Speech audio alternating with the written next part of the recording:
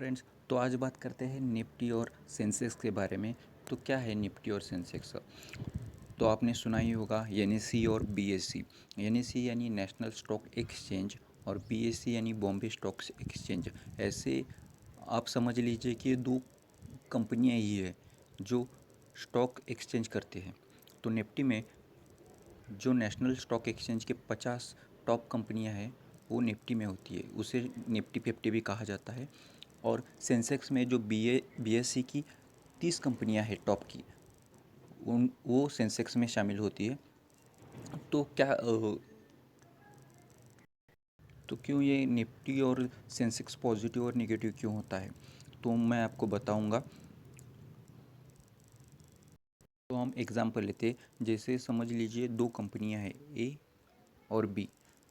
तो ए कंपनी आज 5 रुपये, अगर 5 रुपये कमा अगर 5 रुपये कमाती है और बी कंपनी 10 रुपये कमाती है, तो निफ्टी का टोटल प्रॉफिट होगा 10 रुपये, पॉजिटिव में दिखाएगी निफ्टी। अगर दूसरी बात की, ए कंपनी ने आज 10 रुपये कमाए हैं और बी कंपनी -15 पे है, तो आज टोटल -5।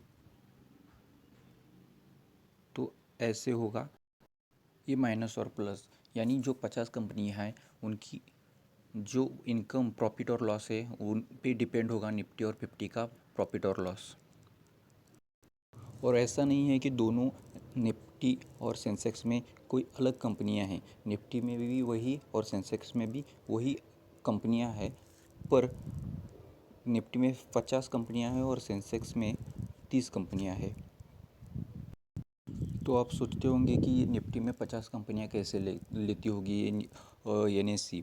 तो उसके लिए कुछ 6 रूल है, उसमें अगर वो कंपनी फिट होती है तभी वो निफ्टी में शामिल होती है और सेंसेक्स में भी शामिल हो सकती है वो।